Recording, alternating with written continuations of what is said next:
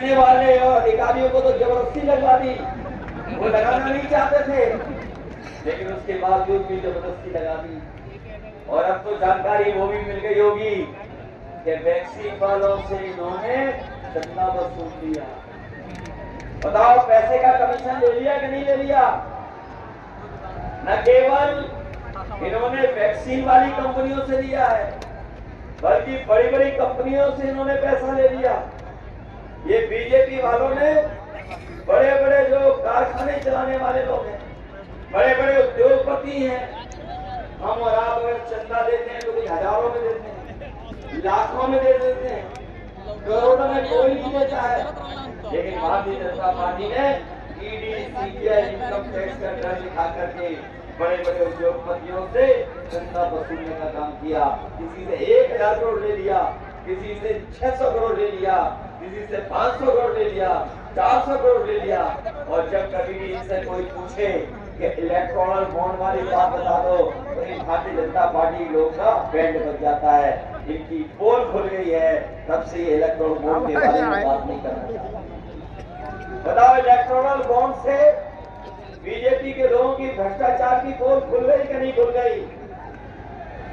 और इतना पैसा किसी ने नहीं वसूला होगा जितना इन्होंने उद्योगपतियों से पैसा वसूल लिया।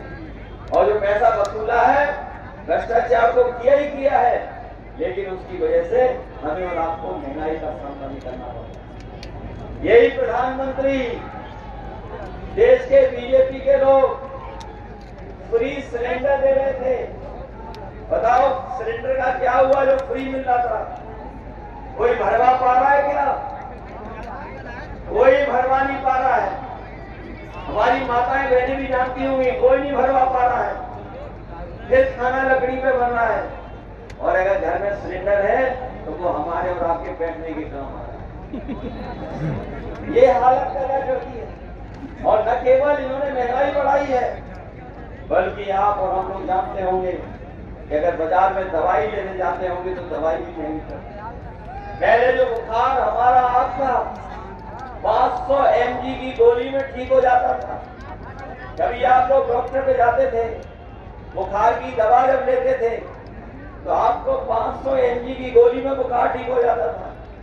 लेकिन इधर सुनने में आ रहा है, जब से बीजेपी की सरकार आई है, अब आपको डॉक्टर 500 mg की गोली नहीं बल्कि 650 mg की दो गोली देता है, तब भी आपका बुखार नहीं ठीक हो रहा है। बताओ, गोली की कीमत बढ़ गई कि नहीं बढ़ गई? जहां कहीं जाओगे दवाइयां महंगी हो गई कि नहीं हो गई? इसलिए ये 7वें चरण का चुनाव है, आखिरी का चुनाव है। बिल्कुल आखिरी में आपको फैसला देना है। पूरे उत्तर प्रदेश का चुनाव हो चुका है, केवल हमारे सोनभद्र और आसपास के लोगों को वोट डालना है। आपको पश्चिम से जो हवा चली है उसके बारे में पूरी जानकारी होगी। बताओ, बीजेपी हर जगह हार रही है कि नहीं हार रही है? और हार इसलिए रही है क्योंकि इन्होंने गरीबों को धोखा दिया है, किसानों को धोखा दिया, नौजवानों के भविष्य की कोई चिंता नहीं है। इसलिए बताओ, सोनभद्र के लोगों, समाजवादी पार्टी और इंडिया गठबंधन को जिताओगे, मदद करोगे आप लोग? मदद करेंगे। ये न केवल आपके भविष्य का चुनाव है, बल्कि आने वाली पीढ़ी के भविष्य का चुनाव भी है। ये संविधान को बचाने का भी चुनाव है। ये जानते हो आप लोग, संविधान बचाने का चुनाव है। ये लोग सत्ता में आ गए तो हो सकता है संविधान बदल दें, हो सकता है हमारे आपके अधिकारों को छीने। इसलिए सावधान है कि नहीं है? सावधान।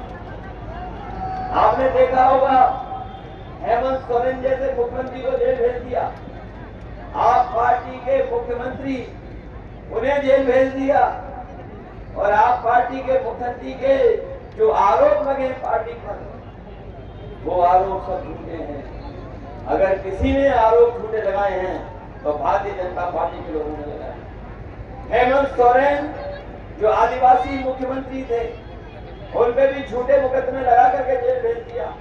इसलिए आप लोग सावधान है कि नहीं सावधान? इसलिए लोकतंत्र को बचाना।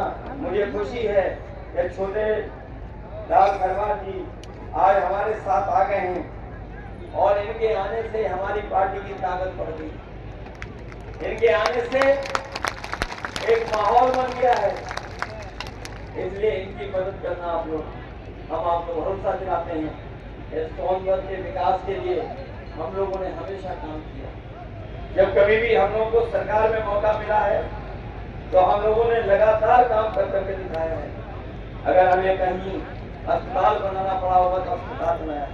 यही सड़क जो वाराणसी को जोड़ती है समाजवादी ने बनाई, तमाम पुल बनाए, बिजली का कारखाना बनाया, बिजली के कारखाने से लेकर के और जो सुविधाएं हो सकती है एम्बुलेंस की, पुलिस की, वो भी दी है। इंजीनियरिंग कॉलेज को बनाने से लेकर के और तमाम क्षेत्र का विकास करने का काम किया है। ट्रॉमा सेंटर भी बनाया जो आज भी चल नहीं पा रहा है। जो ट्रॉमा सेंटर बना दिया था इस उम्मीद और भरोसे के साथ दिया था कि आने वाले समय में यहाँ पर हमारे गरीबों का इलाज हो जाएगा, दवाई मिल जाएगी, लेकिन आज भी वो नहीं चल पा रहा है। इसी तरह चाहे बस स्टैंड बनाया हो वो भी सरकार नहीं चला पाई है।